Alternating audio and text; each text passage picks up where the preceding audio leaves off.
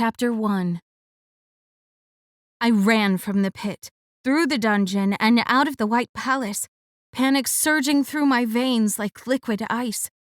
I had thrown the contents of that vial in Bishop Razvan's face, then pushed him into the pit. I had no idea what that green liquid was.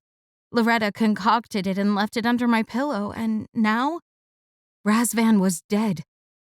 Or was he? After he had hit the bottom with a thud, no sounds came from the pit.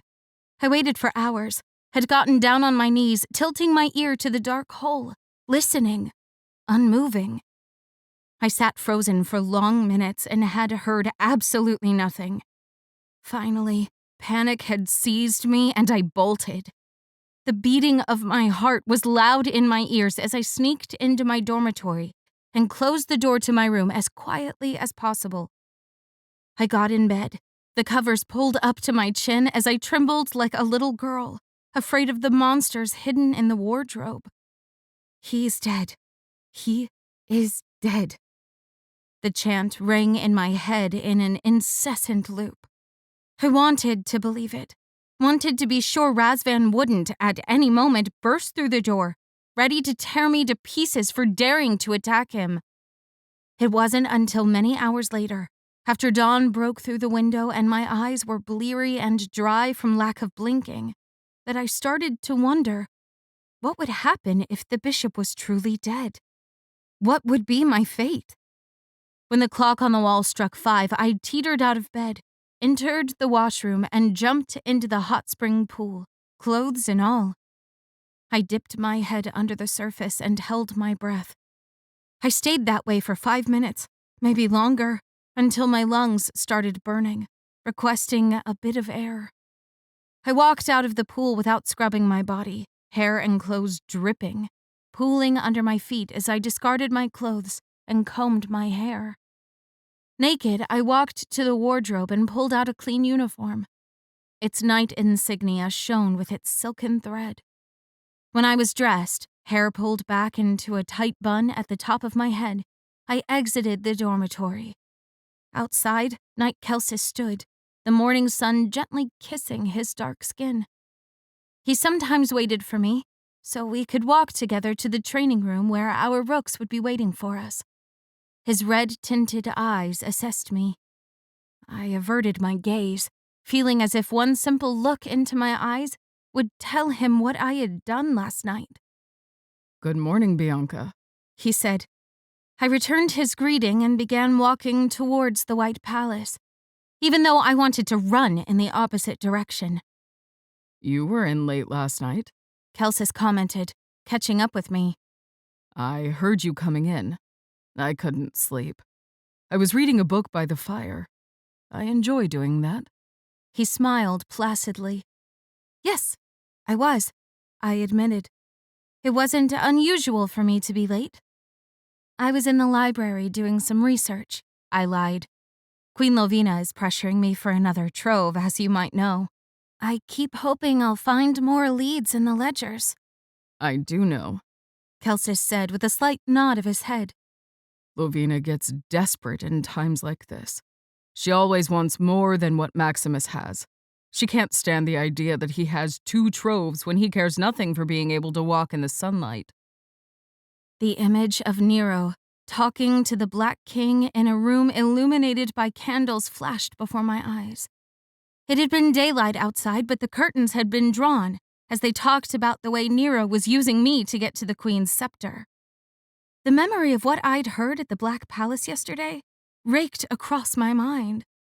It was strange how the panic and fear around Bishop Razvan's unknown fate was easier to handle than to think of how Nyro had betrayed me. "Perhaps our rooks will find a trove and ease your worries," Kelsis offered. Perhaps, I said, feeling no relief at the thought.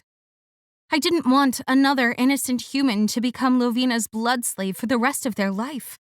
Finding a trove wasn't my only worry by far. I had so many troubles that even if a trove was found, my anxiety wouldn't be eased. We entered the palace through the east gate and walked down the dimly lit corridor toward the training room. My eyes darted right and left, searching for the flutter of a white cloak around the corner. Was Razvan still in that pit? Was he really dead? Was he alive? Had he managed to climb out and crawl to his chambers to plan my demise? Not knowing was killing me. Rook Daciana and Rook Vina were waiting for us in the training room when we arrived. They were jogging in place, readying themselves for an arduous couple of hours, pushing their physical abilities to the limit.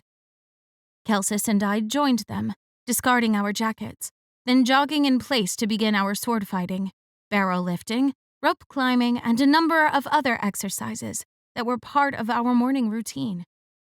As I went through the motions, my eyes kept darting toward the door, expecting Bishop Razvan to walk in at any minute, ready to punish me by dragging me to the pit. Or worse.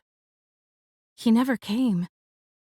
After exercise, it was time for another bath. This time, I did more than submerge my head under the water and actually used soap to cut through the sweat the morning's activity had left on my body. I pulled another uniform from the wardrobe. There were 20 or more of them, all tailored perfectly to fit me like a glove. Stomach rumbling with hunger, I headed for the dining room. I ate despite the nauseous feeling in my gut, despite the constant flickering of my eyes toward the entrance. Still, Razvan didn't come. No one came.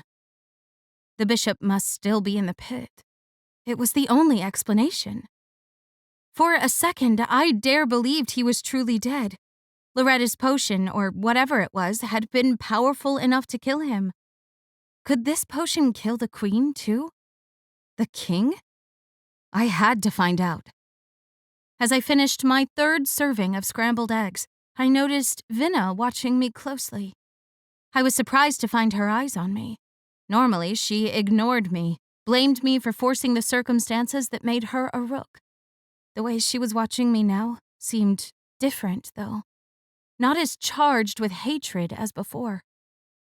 Maybe she was beginning to understand how this game got a hold of you and made you do things you didn't want to. Maybe the vampire blood in her veins had started to show her how difficult it was to resist. She opened her mouth to say something when the front door burst open and a hooded bishop marched in, the white robe billowing behind him. My heart took a tumble. I had been wrong.